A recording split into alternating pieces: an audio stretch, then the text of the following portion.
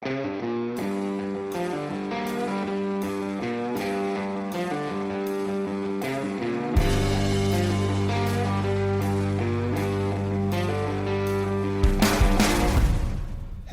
everyone. Welcome to the Time to Calibrate podcast. I'm joined by co-hosts Brent Robillard and Marc Levesque. My name's Bob, and today we have a really special guest that's actually here with me in studio, all the way from Norway, founder and CEO of Micromilspec Watches, Henrik Rye. How's it going, Henrik? Hi, guys. Amazing.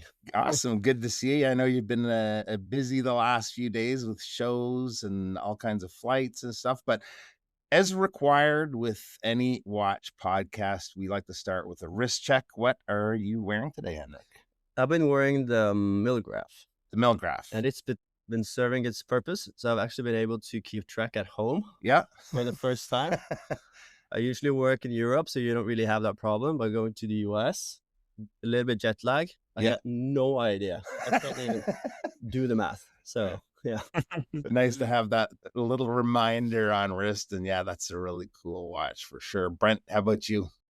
Actually, because I knew we would be discussing military watches a lot today, I decided to wear one that's also kind of military inspired. This is the from Oleg and Weiss, and it is actually a reissue, not a faithful reissue, kind of a modern take on a watch that they made back in 1969. I think it's called the MK102, and it's an interesting watch that was issued during Vietnam, actually.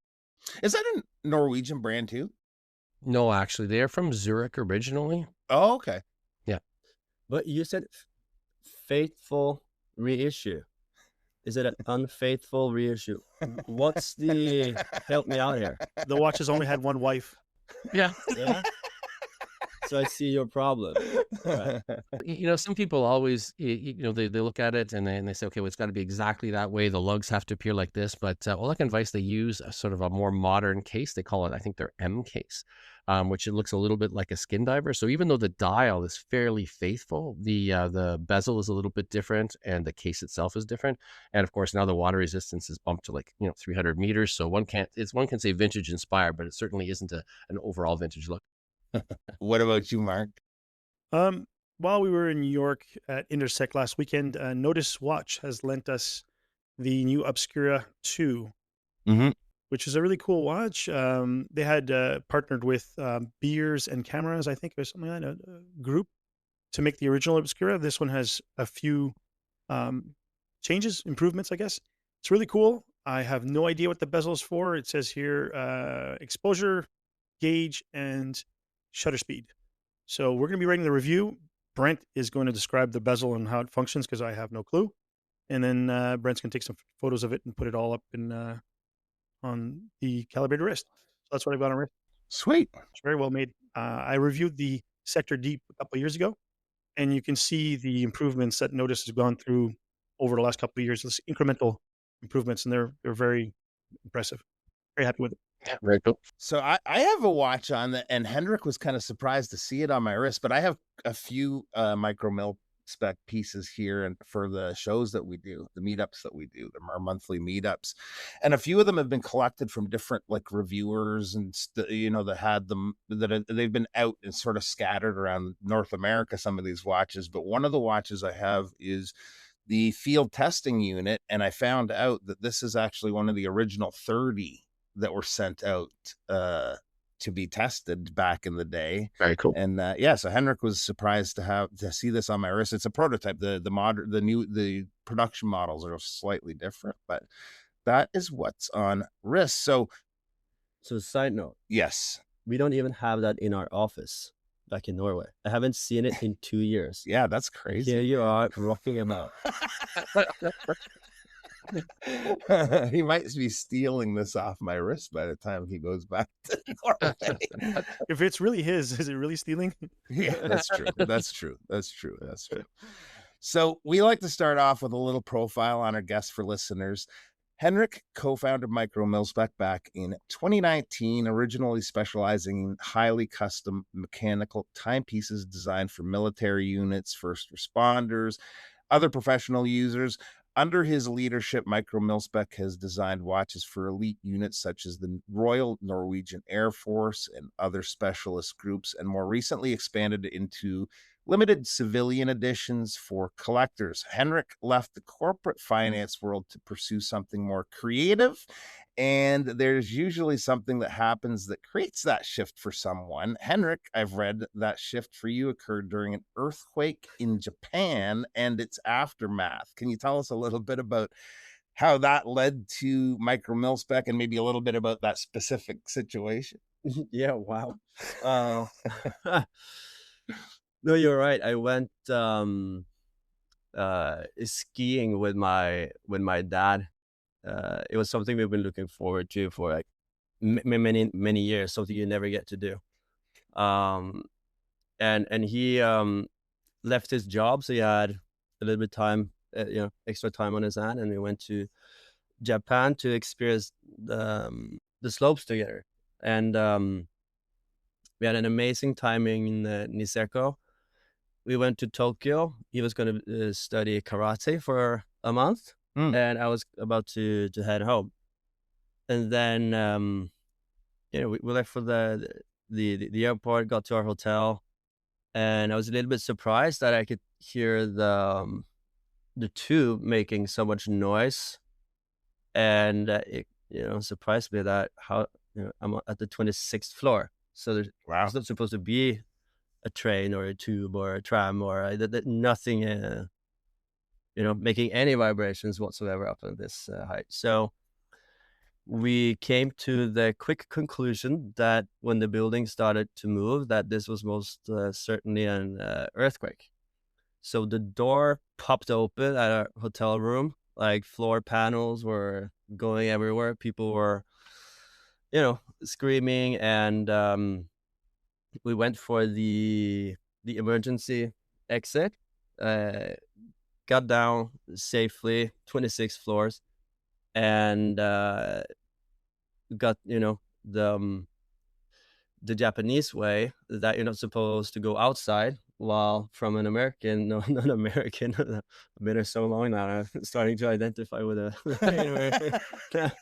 for Norwegians, like we got mountains, fjords, where nothing moves if it's not supposed to move. So we thought we're going to get out of the building, get to a safe place, and then always stay inside. And that's what we did. So we slept on the floor, and a couple of days later I was back home. Was supposed to go to my then finance job, and I heard somebody having an argument next to the fridge who left the butter out. I can't do this. I can't do this. So that was my last day. Really? Yeah. You quit right then and there. I quit. Holy cow. Wow, that was The quite perspective hit experience. me. Yeah. Yeah, talk about perspective. Earthquake can provide. Was there a specific watch or experience or a person early in life that planted the seed that you'd eventually be or do Micromilspec and be into watches? Yes, ironically, I saw an open heart of a fossil back, I think I was maybe 14 years old, and the person that showed me this fossil, he actually worked in the military, and I ended up doing a watch for them without knowing it afterwards. And now I employed someone from Watches of Switzerland in London to help us out doing like the concierge service from Norway, and it turns out that was his daughter. Wow. So I mean, it all came together nicely. But that was my first watch experience that I can remember, like seeing that mechanics ticks, and it looks so stressed when you look into an open heart, but still not, So I got really fascinated about how that sort of plays together and the whole movement. Cool. Fantastic. Now, I'm sure, like many brand owners, you are rightfully proud to wear your own watches in public, but what does your personal collection look like today, and what do you wear when it's not Micromilspec?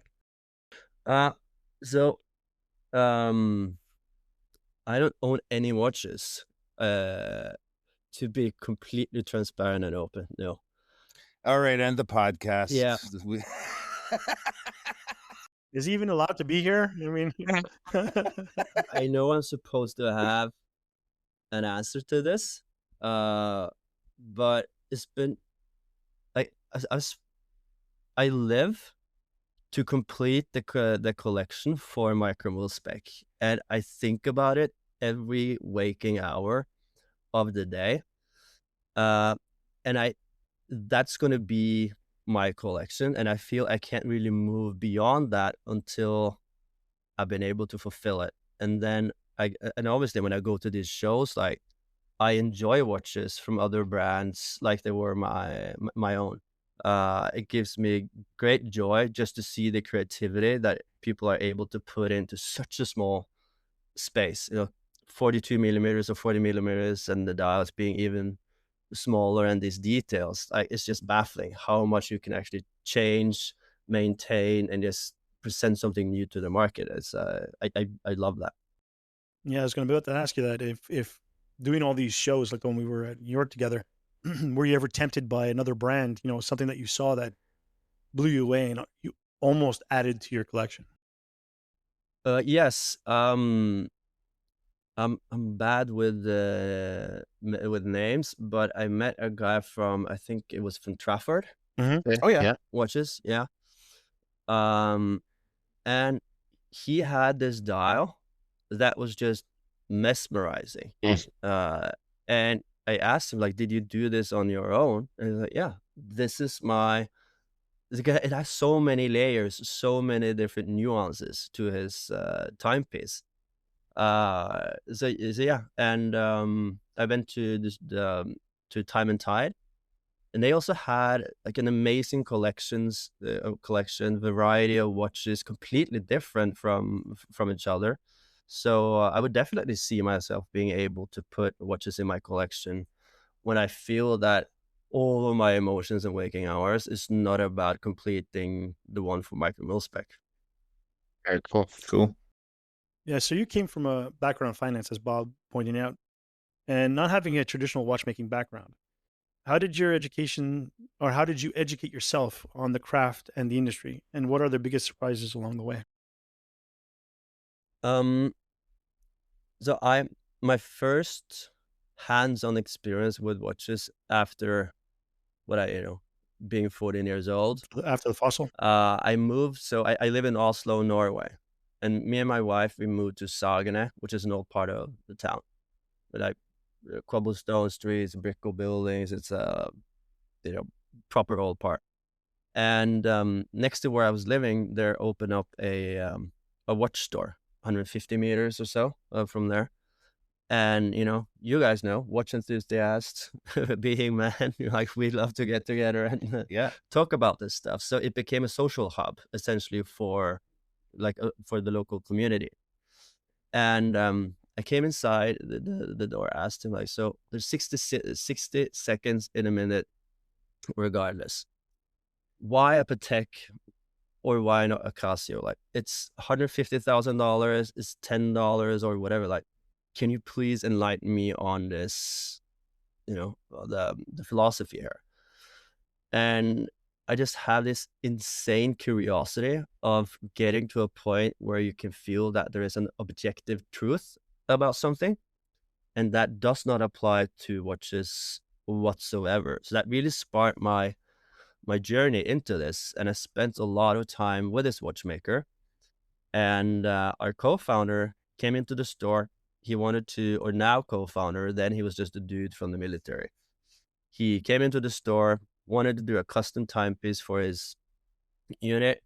The expensive brands wasn't obtainable. Not enough people were willing to give up their wallet for something like that. The cheap ones didn't cut it. And I asked him, what do you want to do? And 2 weeks later, we did 400 watches for a Norwegian unit. And it's been like that every month ever since. Like, we've just been, it's been a vacuum in the market for custom watches for military units. So that really got me back into the space.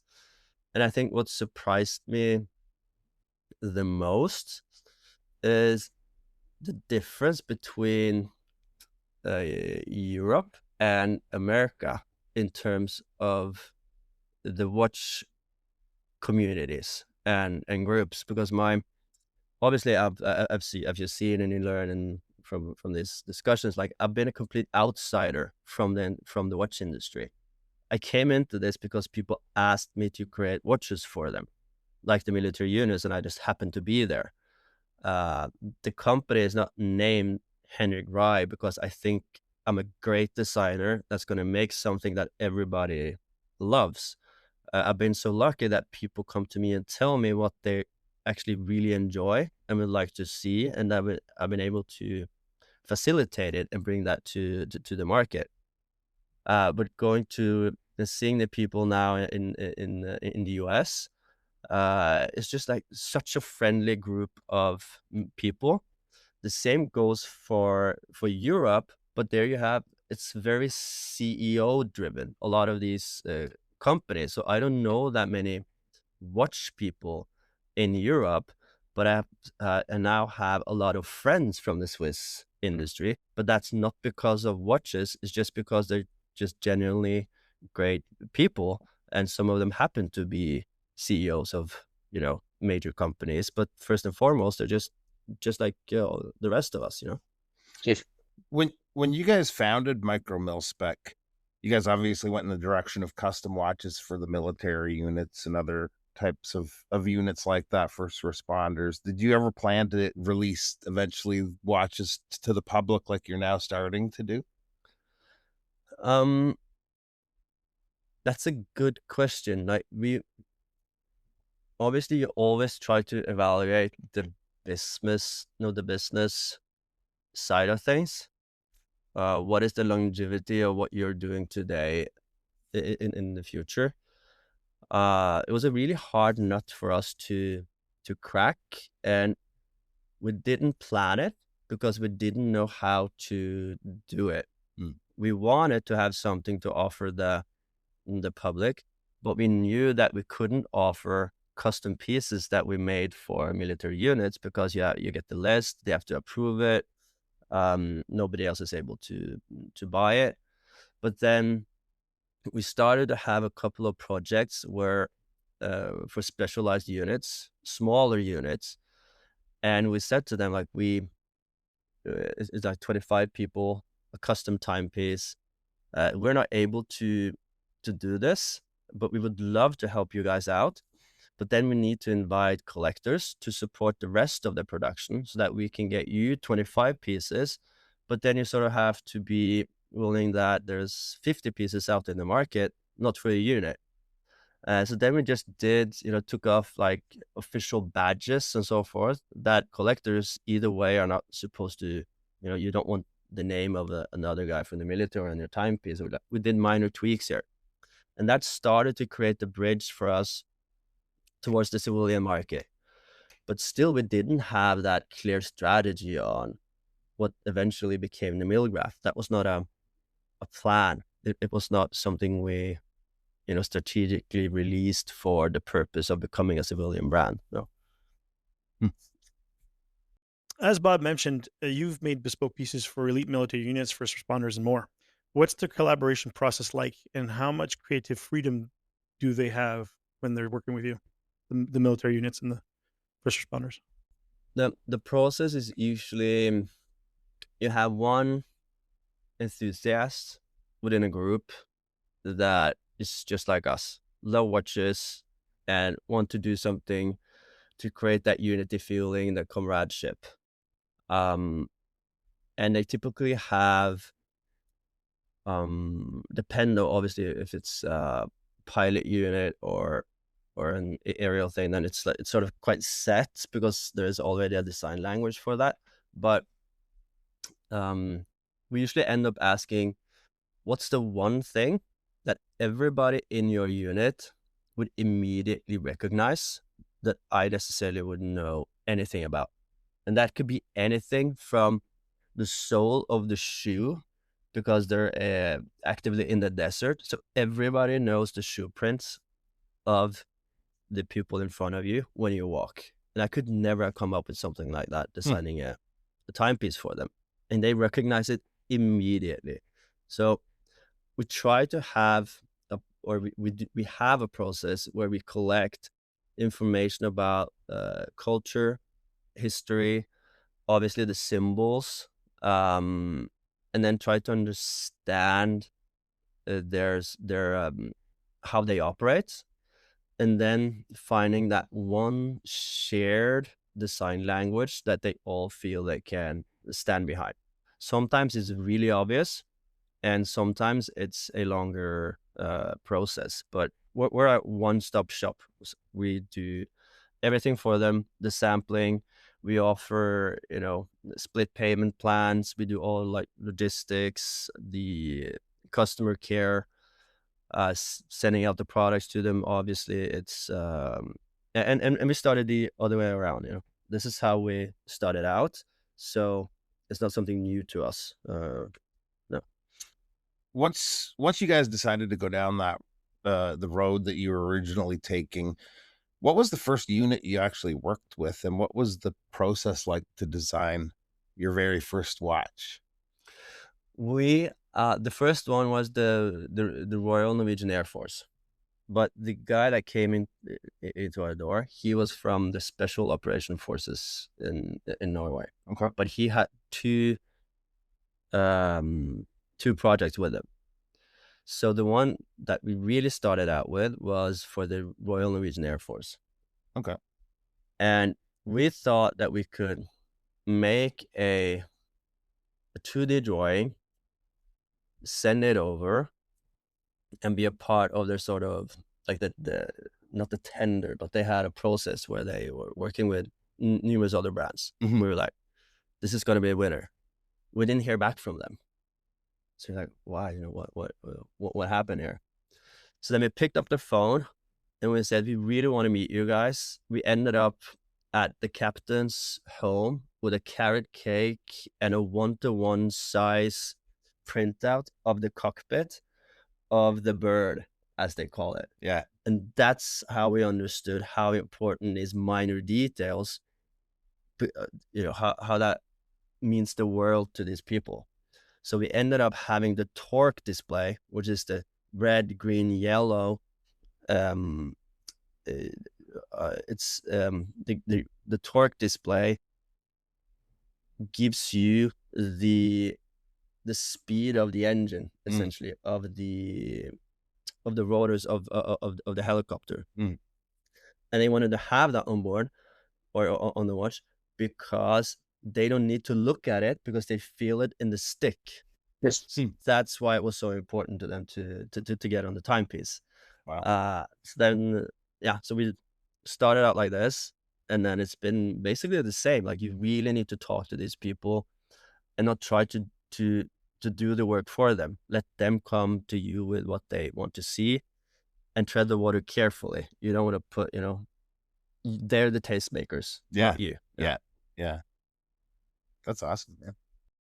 Of all the bespoke pieces and projects that you've been a part of up to this point, is there one that stands out as a personal favorite, either because of the end product or because of the process and the stories that you learned along the way? So the millgraph we made for the Special Forces, and that's become, what it is.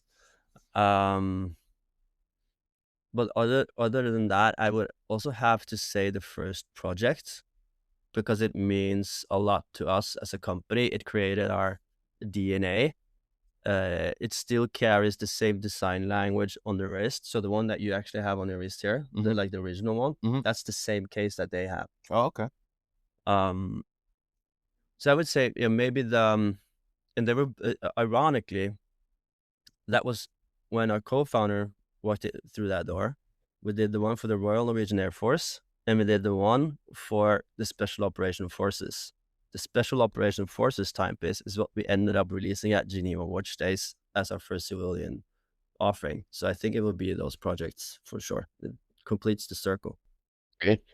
When you're working with some of these units, are they usually pretty hands-on with the design process? And do they often come with technical demands, or is it usually more about like symbolism and identity, the boots, tread, that sort of thing?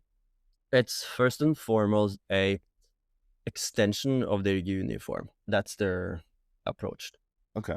Watch enthusiasts obviously care more about the technical specs and complications than the ones that are not watch enthusiasts. Mm-hmm.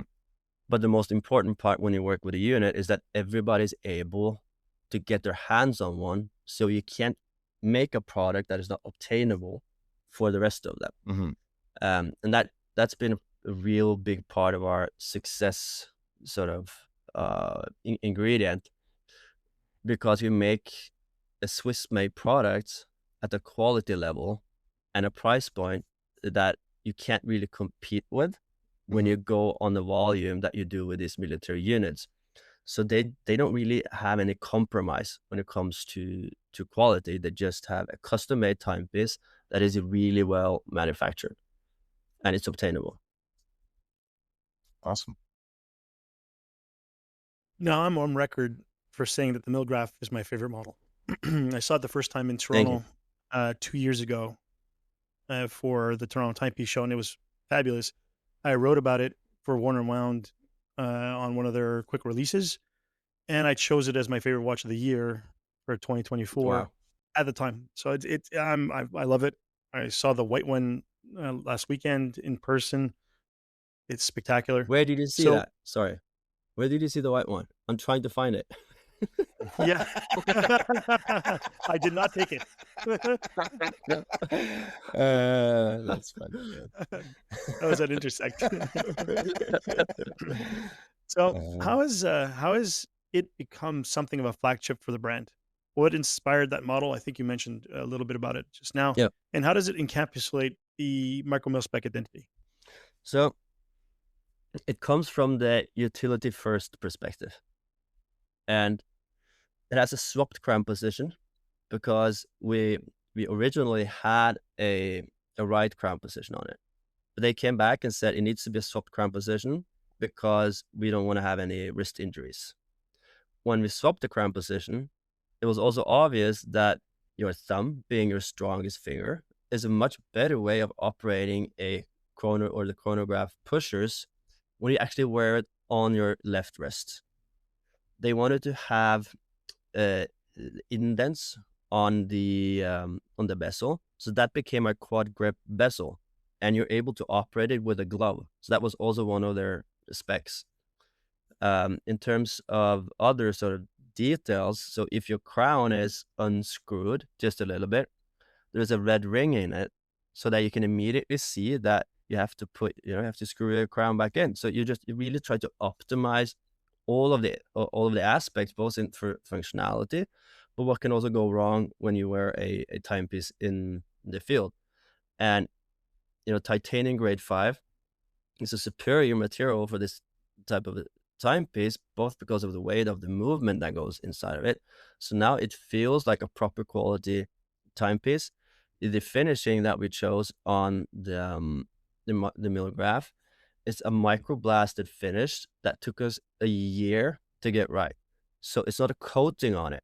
It's just from the microblasting, it creates small dents of shadow that creates the matte look on your timepiece. And then obviously the water resistant that we were able to get up to 200 meters, and this being a chronograph with the GMT functionality, this is all them. Their watch looks different, but it's the same in terms of the specs, but they have some other stuff in there that that's not on record. Yeah, it's I still love it. At some point I got to make one mine. Maybe the next show that white one will disappear.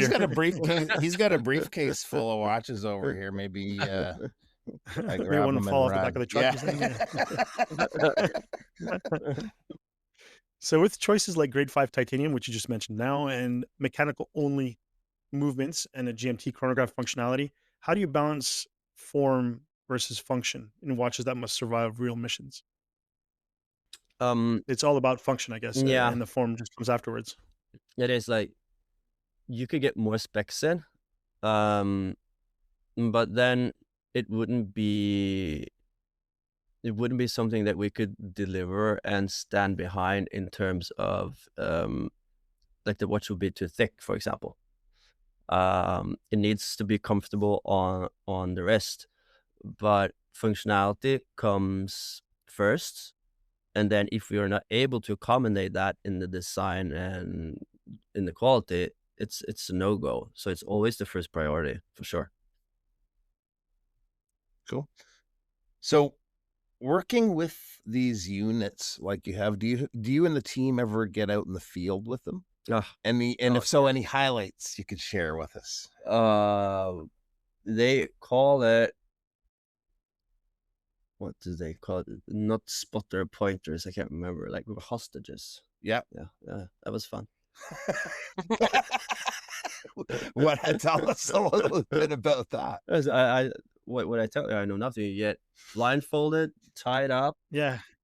He put a bag on his head, put him on the back of a truck, tied him to a chair. Yeah. Started playing with his fingernails, and somehow these guys got watches. Yeah, they love that stuff. Took us up, flying a helicopter, put us up in the, not on top of a mountain, but next to a mountain, pretending they had to leave because of an emergency event coming on. When we're out there with photo gear and everything. Yeah, we do. So, when it comes to the civilian releases, was that really brought on by the demand from collectors pushing you in that direction, or no? It came to as mentioned, we did the little bridge from the custom watches for the military, and then we had collectors coming in, and we invited them to join the project. Mm-hmm. When this started, we also started to have walk-ins in our design studio in Oslo, and they asked for the field testing unit, because they heard that we gave 30 of them to the military to test out, and if you haven't seen it, it's stripped of any decorations. You can still turn a bezel, but there's nothing on it. There's nothing on the crown. There's nothing on the case back. It only has a small text on 12, where it says Sinca 12, and on the left-hand side, you have the specs of the watch, the movement, the serial number, the water resistant. And they're supposed to take a picture of this watch at 12, send it to us, so we knew how it was performing in the field. And collectors got to know about this piece, and they came walking by like, "Can I get this?" And I, "No, you can't." "Why not?" "Well, first of all, it's a prototype. It's not the product that we have."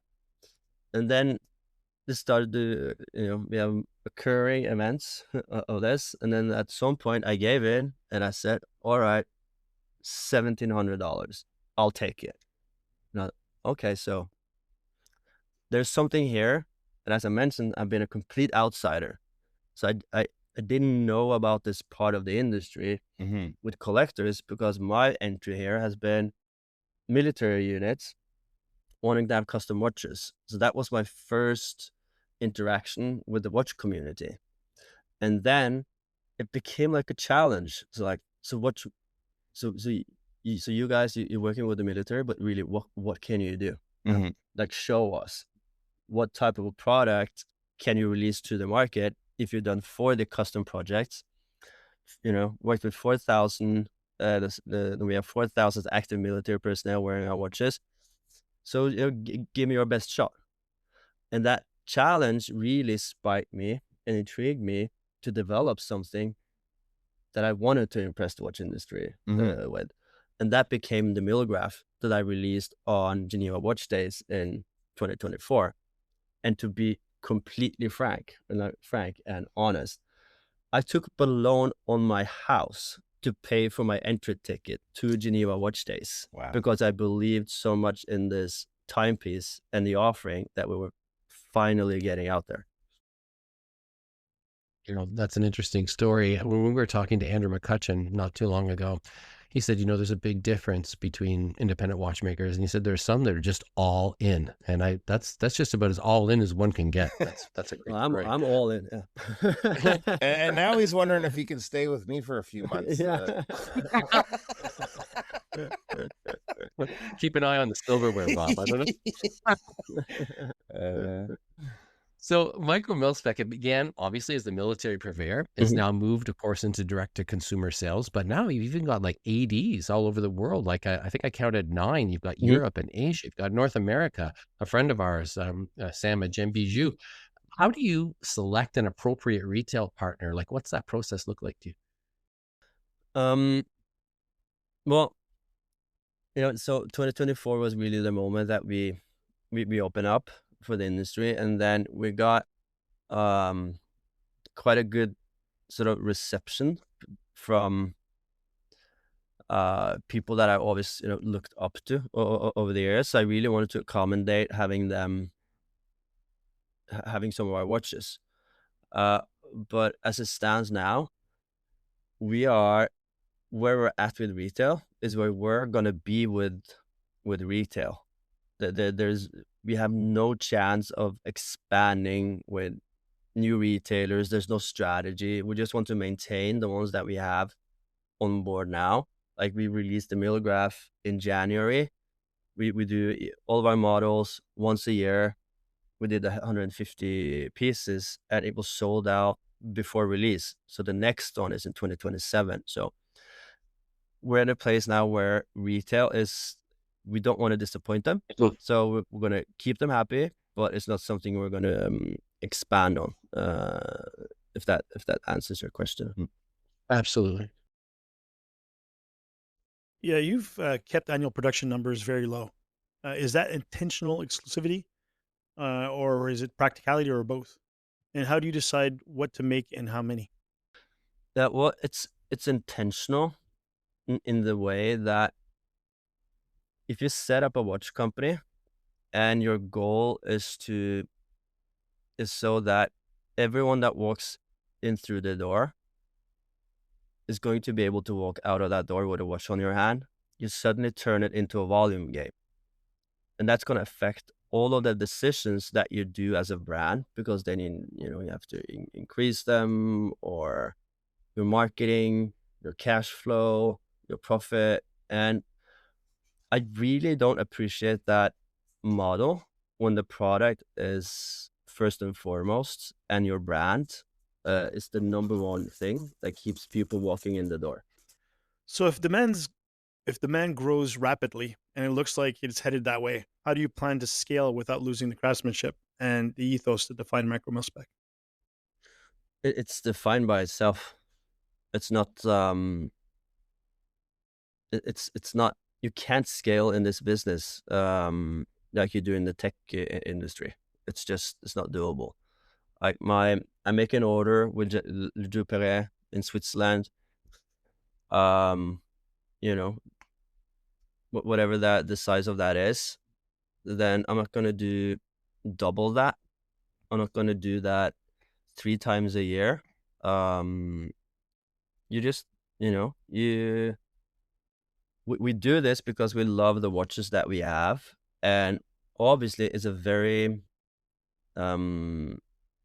how would you say, it's flattering when people love what you're doing, but there's nothing more unsexy of a company that is out there trying to label itself as the fastest growing watch company in the world. I've seen it so many times online, and they have ads yelling out about what they're doing, what's coming out next, and so on. And we have a lot of enthusiasts buying into the products and loving what we're doing. We don't have any guarantee that that's going to be growing indefinitely. So we want to maintain the customer relationships that we have, and also, like, when we have signups on our website, we maybe have probably like 100 people a week coming to us, leaving their contact details, and we speak to each and every one of those, setting up an email, inviting them to have a call. We really want to know why they're interested in buying a timepiece. Is it for a special occasion? And that always happened to be the case. There's nobody that replies to us like, I didn't have anything to do, so I just want to buy a timepiece. There's always a reason for it. So, that's the driving factors behind setting our volumes, what we're releasing to the market, and how we really manage our company. Yeah. So Micromilspec watches are very tool oriented. We've gone over the whole Mhm. military and function versus form. How do you avoid making watches that feel too utilitarian and still appeal to enthusiasts who like style as well as durability? Um, so we've right now, our DNA is set in terms of when we release a new Micromilspec, you're gonna see that it's a Micromilspec, and I believe in that the design language that we have, and I think it's important for customers that you have that predictability. That next year I'm not gonna release a pink watch with diamonds on it, you know, because that sort of speaks to the longevity of your brand and what you can expect of maintaining the price and the value of your product. So I think that work was already done before we came to market and released our products through being refined, working with all of this, the military unit. So we're going to maintain our design language. We got a lot of requests for specs that we are developing, and that's going to be our new models. It's going to be different in functionality, essentially, but maintain the same ethos. So now that you guys are leaning more into like the collector releases, releasing watches to the public, do you still work with as many military units, or is that something that's not happening as much nowadays? We do. But they're also moving on the new product platform that we have, because it's getting like a name in it and a following of itself. So a lot of the new units that we've been speaking with, they want to do a custom dual timer, for example. So we deliberately made the dial of the dual timer so that we can customize it. If you look at the mill graph, it got a really grainy, bumpy texture to the dial, and that can't be customized whatsoever. So then you have to do a new dial production for it. So we have a couple that are from scratch, but we do see them trending towards that the core product is already made, you know, in the DNA of the military. So they appreciate that and want to become a part of our brand and the existing offering. Cool. So last weekend we met at Intersect New York City, and the brand has been part of the Toronto Timepiece Show in the past, and you attend many others. And in fact, most independent brand owners I know have schedules that like rival rock groups on tour. So how do you manage a brand and keep up with all of these engagements?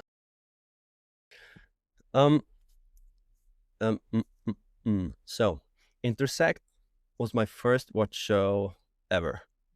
I've done Geneva Watch Days 2 times now, and I've been deliberately keeping in the background, because if you walk out there as a founder and people end up buying products because it's the founder being there, you don't necessarily have a viable platform and a product offering that the industry and the market actually appreciate.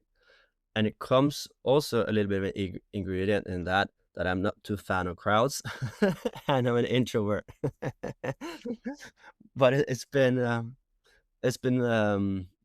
you know, as I said, I came into watches because the military unit wanted these watches. It was never because I was going to make a company named Henrik Rye and become a great designer, because I'm not, you know. So it's been a humbling transition getting into knowing the collectors and the community, but and I was scared of it, to be honest, because I thought you're gonna get all of like, they're going to drill you. You're going to get all of the hard questions. They're going to be disappointed about, you know, this is not good enough. So I had you know, a fair amount of anxiety around that. But now that I'm stepping out of my cocoon, I'm really enjoying it. It's just the best bunch of guys and friends that I've ever met. They're all so friendly. So managing that that calendar, it's the hard part is when you're out and about and maintaining the relationship with your team at home. But also because I've been sort of hands off from these events, I've also created a team that are able to travel out, take care of, their traveling, their schedules, and so on. So it's become a parallel sort of key ingredient that the team is extremely capable without me being part of the mix. That's great. Now, of course, what the public sees from the outside is sort of the glamorous side of watchmaking. It sees the product, it sees the unique design, and it's the end of a very long creative process. However, watchmaking also has the daily grind, like anything else. Yes. Sourcing, logistics, customer service, all of these things. For you, what's been sort of the steepest learning curve there, or perhaps the most daunting task in all of that? Delays, for sure. And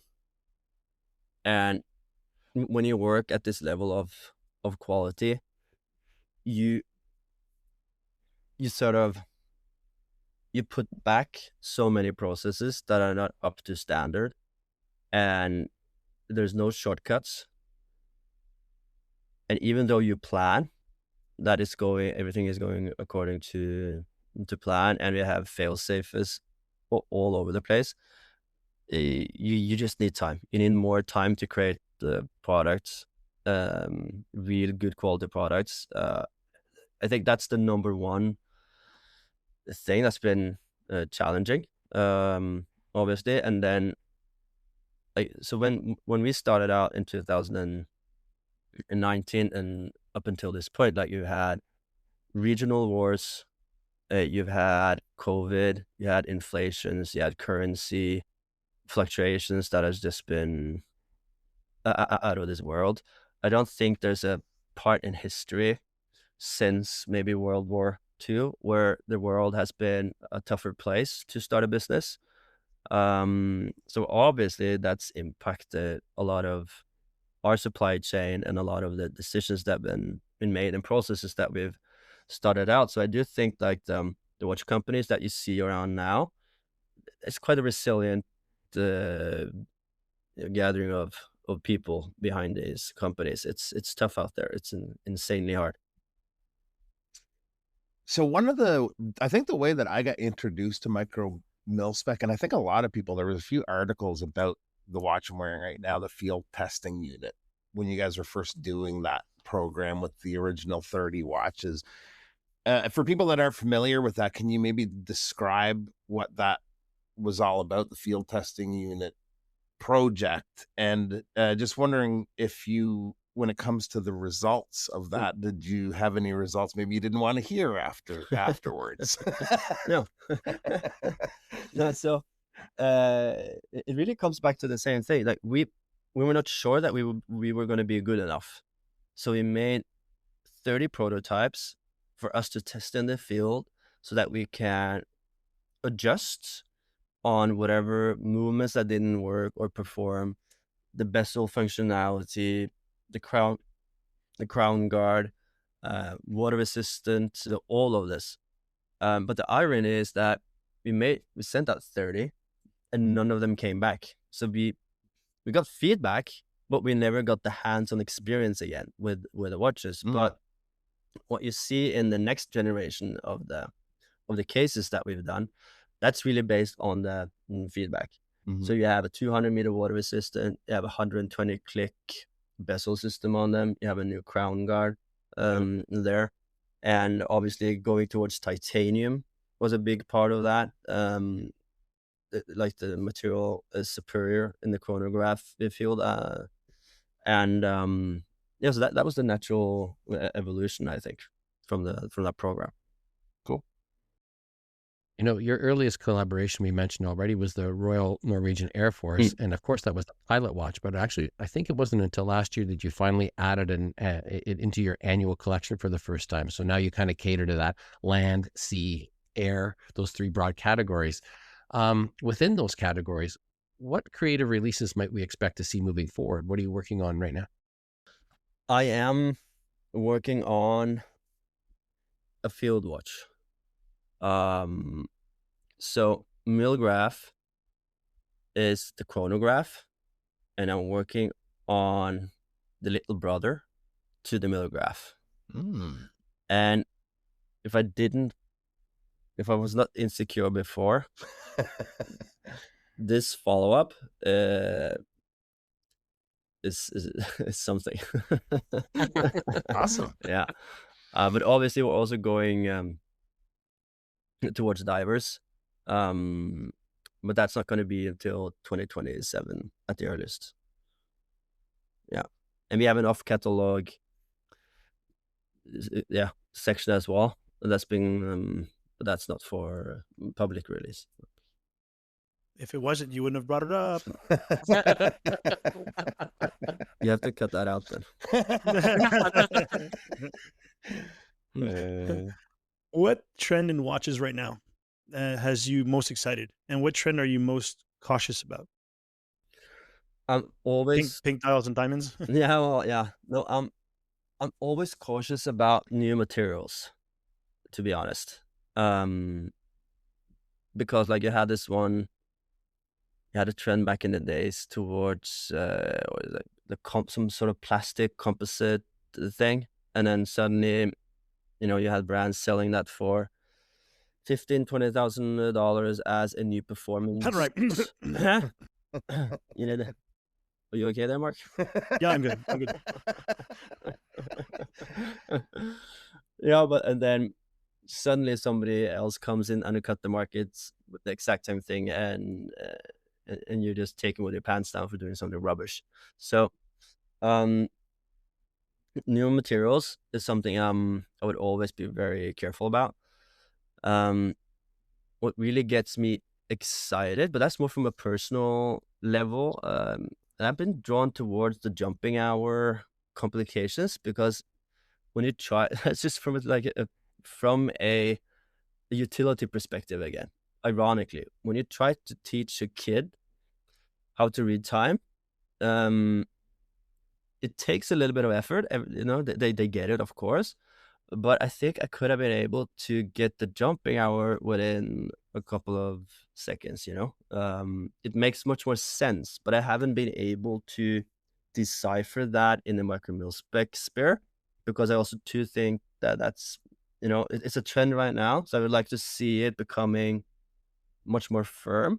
But there is a utility spectrum here, specters, that I do really appreciate, but I'm not sure how to sort of proceed with it, but for sure.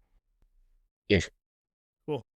In an age of smartwatches and digital tech, in your opinion, why do mechanical tool watches still matter?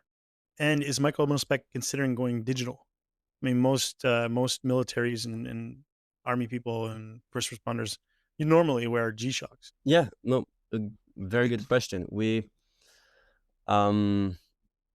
So the guys that I just mentioned previously, and our co-founder, he is not allowed to wear his watch to work. So because if they're digital in any way or shape or form, they're traceable. You can't wear that on a briefing room or in an operative type of situation. That's a no-go. So you have to have that. Yeah, you're talking smartwatches, right? Yeah, no, any of them. Like in the briefing room, you're not allowed to wear a watch unless it's proven without any batteries, like cords, like nothing. Okay. It's no-go.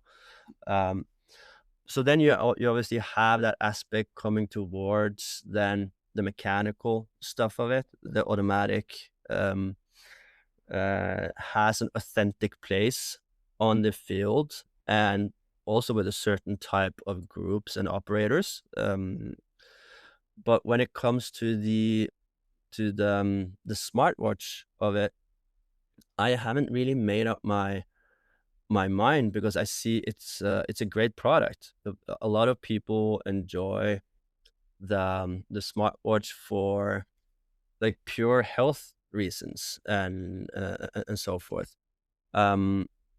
But some of them also wear a ring for the same purpose, and and you also see them, a lot of them getting fed up with their products not working anymore because it gets obsolete. So I have sort of no insight into how this is going to be in the future, but I do see that there is a lot of friction points in that type of an offering in the market for sure. Cool. So I was curious, with the Olympics that just passed, the Winter Olympics, it's always popular to watch for our country and yours too. And you guys ended up topping the medal count, of course, when it was over Norway. But I was wondering if you guys ever work with non-military or first responder units. Have you ever been approached by anyone like a sports team for custom work or those type of things? So the thing is, like in Norway, obviously we have free healthcare, free schools, dental and all that. So we have nothing to do. We're just out and about skiing. If you break our leg, fix it immediately. I know you have the same in Canada, but you guys are not bored. We're so bored, so it's easier for us to do the snow stuff. But no, like, obviously, Erling Haaland, the footballer, we made a custom piece for him. And then no other personalities than that. And we haven't set our sort of sight on the ambassador game as of right now. We're really about our core collection and getting the fundamentals right. So no, we haven't taken that huge step on. No. Cool. Now we know why the Norwegians are so good in the Olympics. Yeah, I guess they're bored. They're bored. They're so bored, and they like their snow stuff. and it's a small country. What's the broader mission of Micromilspec beyond selling watches? What mark do you want the brand to leave? The reference point for modern field watches. That's it. Like, reference point for professional watches, like the modern ones, for sure. So that new field watch better be good, right? Yeah, exactly. No pressure. No pressure. If it's like the Milgraph, it should do really well. I'm very excited about that one, and even more excited about the dive watch. Thank you.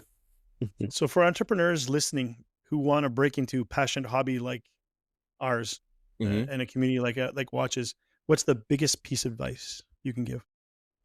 Well, my biggest piece of advice would first and foremost be towards where.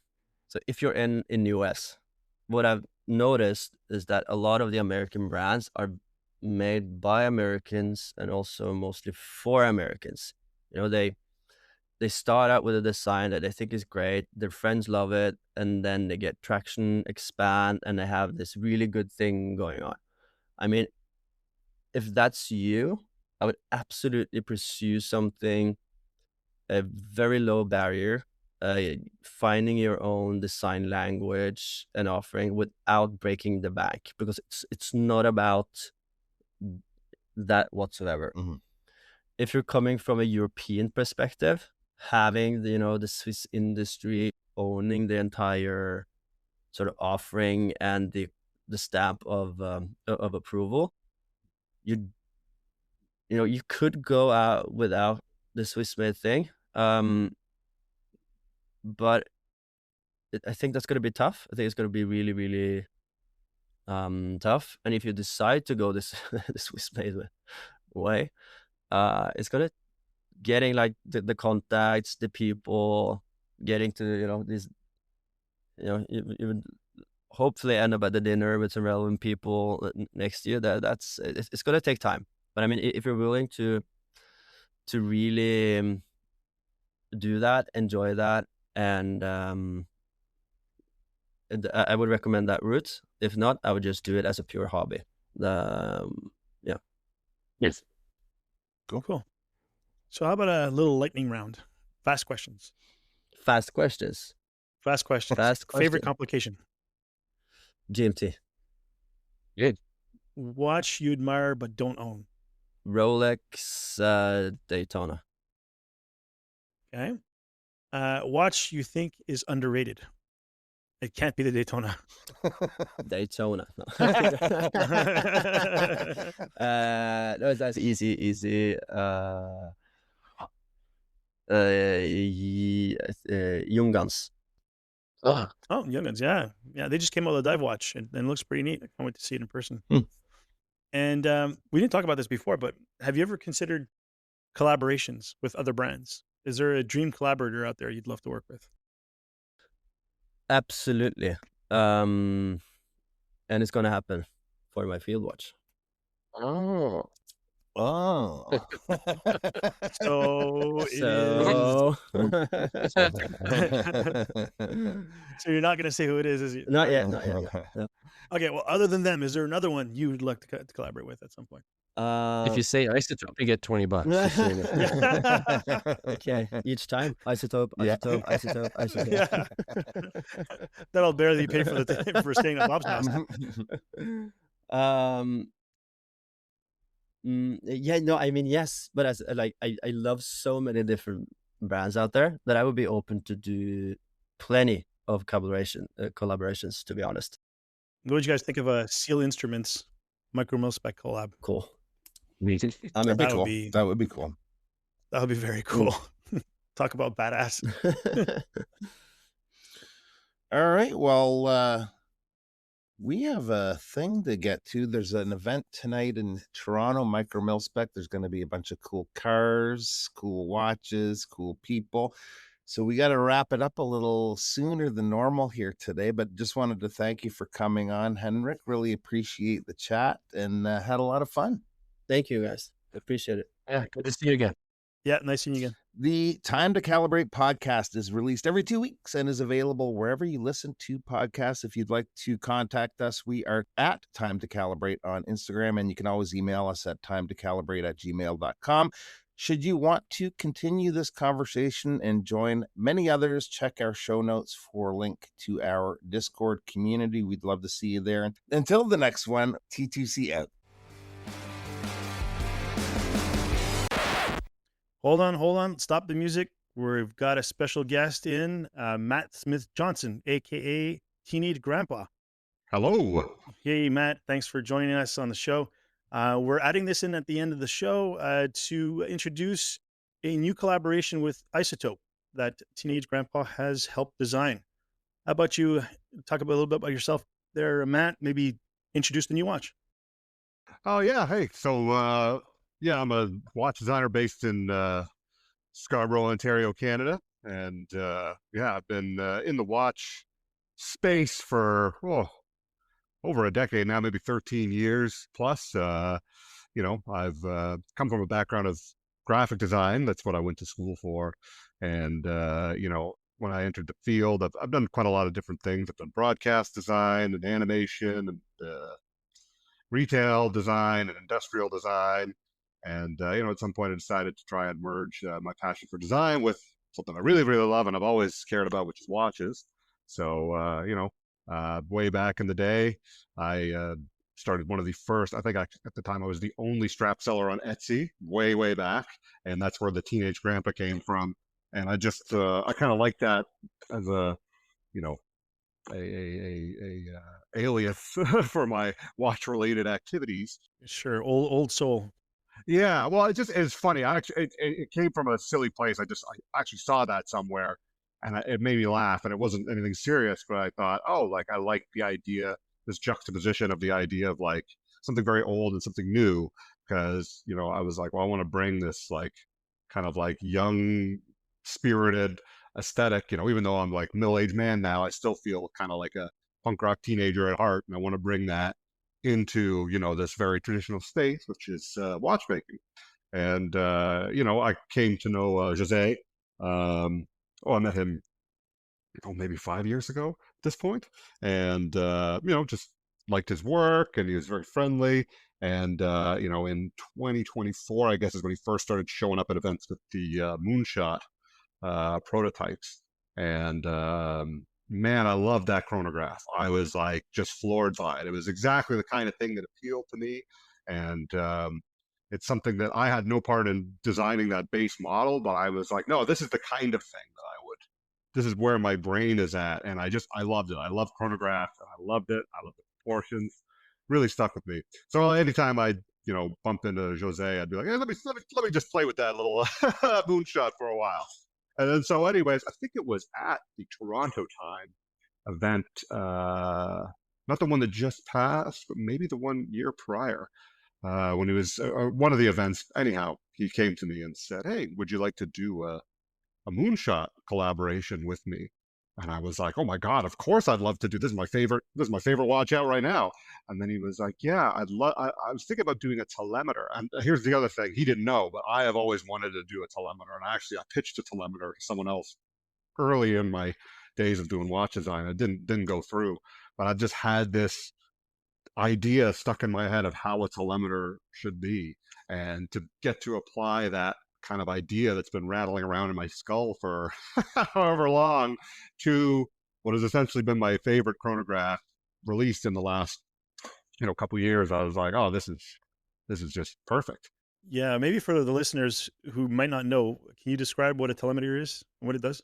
So a telemeter is like, it's on your chronograph function, instead of having like the tachymeter for calculating speed, you have a thing where quite simply, if you see a flash of lightning or something that produces a sound, as soon as you see the event, you would hit start on your chronograph. And once you hear the event, you hit stop, and then it will show you how many kilometers away that event is, because sound travels at a, definite speed. I don't know what that speed is off the top of my the exact speed of sound off the top of my head. I don't actually know what that is, but it helps you calculate. Okay, and so like, people have used this for say in an airfield, they'd be like, well, the storm's coming, we need to get this plane up. Is it too close to get them up safely? And you see the storm and calculate. Okay, people have used it for in the military. I think there's like for munitions, if the round is when it strikes something, they can see how far away it is and calculate how far away events are, or if the front is approaching, etc. So it's a handy kind of cool thing if you need to do that. I just like, I'm kind of like heavy metal obsessed, so just like lightning in things to me, like I have a lot of albums on my in my iTunes that have featured the sound of thunder and as part of it. It's kind of, there's a lot of storm sounds in my on various playlists of mine, and I just thought it'd be so cool to like, and I even remember when I was very young, my grandfather would, we'd sit out on his like a covered porch, and we'd watch the storms come in when there was a storm, and he would count like, 1 potato, 2 potatoes. Yeah, 1 Mississippi, 2 Mississippi. Yeah. And they're like, oh, that's so that means it's approximately this far away. And so like it just for a variety of reasons. And then like we got to take this watch, and we did it in a, to describe it, it's like a titanium. It is coated so it doesn't turn the dark color right away. It's got a bit of a protective coating on it, but it is like a raw kind of titanium finish. I love titanium because it's got that extra warmth to it. Like it's just a very, very warm kind of feeling metal. It's and the moonshot is also a matte finish, kind of like a bead blasted finish on it, which really speaks, really highlights the form of this particular case. And then I got to do like this kind of dial that a lot of my stuff, because of the gray and everything, and also I think just growing up in and around Toronto, Greater Toronto area, a lot of brutalism in architecture and things. I've always thought that was cool. Like I know concrete jungle. The raw concrete look, and just like how forms leave markings on it. And anyways, there's a lot of things with brutalism in general that just kind of stick with me. So I think there's a bit of that in the rhythm of the dial, and then the accent color that I chose for this is like a purple. So the pushers are purple, the hands have some purple on it, and the chrono registers, which are showed, the moonshot has this unique thing where they're like discs that reveal the number. Those are also purple. Again, if you look at photographs of lightning at night, it's usually dark, and then there's the flash, and then there's dark blue, purpley. And then this is the first one. So on the back there's like a loom lightning bolt on the case back where you can see the rotor. And this is the first watch where underneath that it actually has it's the first collaboration I've done where it says Teenage Grandpa on it. Like, I've never done that before. Okay. I usually try to keep my name off of things. I don't know why I do that. I just let the object speak for itself. That's kind of my mentality. But Jose was really like, no, I want you to have Teenage Grandpa on there. I want it to be, on there, the history that we did this together. And I just was like, A, very flattered that he would kind of push for that, and B, I'm very honored to do this. So I'm stoked with it. Yeah, that lightning on the case back, that's loomed. We were at Intersect 2 weeks ago on the weekend at the show there in New York City, and I was showing the prototype to someone, and I wanted to show them the dial, the way the loom works with the ring that's stuck to the crystal. Yeah. So I had the little loom torch out, and I was pointing. And I asked the guy, turn the watch, because he was looking at the movement. And I go, turn the watch over. And just as he was turning, I saw the back light up. I'm like, no, turn it back. Look at that. Because I didn't know. Yeah. Oh yeah. Really cool. Jose, when I came up with that, he's like, okay, that is pointless, but also it's very cool. He said something to that effect. I was like, yeah, it's just for fun. I like little fun Easter egg type things you can Absolutely. do. And yeah, as another aside, I will say I didn't intend this, but when I first saw the prototype, when I first got hands on it, the first thing I thought is, did you ever watch Dragon Ball Z? My kids did. Okay. Yeah. And there's a commercial on Pluto TV, the Dragon Ball Z, so I see that all the time. Yeah. When I was in high school, Dragon Ball Z, maybe we're too old to watch it, but a lot of people watch Dragon Ball Z just because we were listening to Wu-Tang. I don't know. Wu-Tang and Dragon Ball Z went together quite well. And there's a villain in there called Frieza. And he is, this kind of alien guy with a tail, but the colors, and he's this kind of purple and whitish silver, kind of pearlescent looking there you go. Alien evil being. And there's a lot of lightning attacks too, and there you go. Purple, and I was like, oh man, this looks like Frieza. So anyways, that's unintended kind of joyful bonus thing for me personally. Yeah, the moonshot that we've created so far have all been DLC coated. So this is the first one that is in raw grade 5 titanium.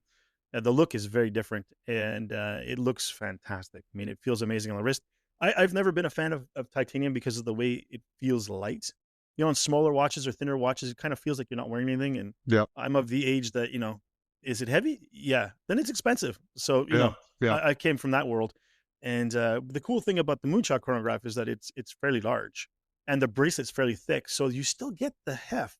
It's just not as heavy as if it was in fact, if it was stainless steel, it probably would be unwearable. It'd be like 250 grams or plus, because the thickness of the bracelet, the way it tapers. Yeah. But because it's titanium, it's fantastic. And it just, anyways, I'm jaded. Listeners know that I work for Isotope, so I like it automatically. I was always a fan of the moonshot. I mean, I helped Jose at the Toronto Timepiece show that you were talking about. Yeah. I helped him at that one, the first Toronto Timepiece show. I was behind the counter with him. Yep. And I remember seeing the moonshots there, and I was quite impressed. And then the following spring at the first Vancouver Timepiece show, while I was helping set up the table, I grabbed one. It was already sized, so I put it on my wrist. And I spent the morning with it, and I was like, oh my God, I got to have one of these. This is incredible. Like, it's just so different and special. Yeah. So it's really cool that you brought your twist to the moonshot. I mean, the colorway is just phenomenal with the purples and the silvers, and it looks really great. It looks really, really good. I hope much success to you and to Jose and Isotope for it. Well, thank you. Even though, yes, we're both coming from a very biased yeah, I guess. But I was a fan of this piece before I had any involvement in it. Again, it's just an honor. I'm really excited about it. And just can't wait to see what else maybe I get to do with them in the future as well. Absolutely. This is the first. It will not be the last, I'm sure. Let's hope. So, Matt, thank you for joining us for this quick bonus part of our show. And we'll make sure to have you on in a future episode, probably episode 46, I believe. Yeah, 46. So cool. Stay tuned, listeners. Matt will come back on, and we'll ask him some more questions, and we'll put him on the hot seat. Awesome. All right. Looking forward to it. In a proper way. All right, Matt. Thank you so much. All right. Thank you. Enjoy your afternoon. Take care. Okay. Bye-bye now.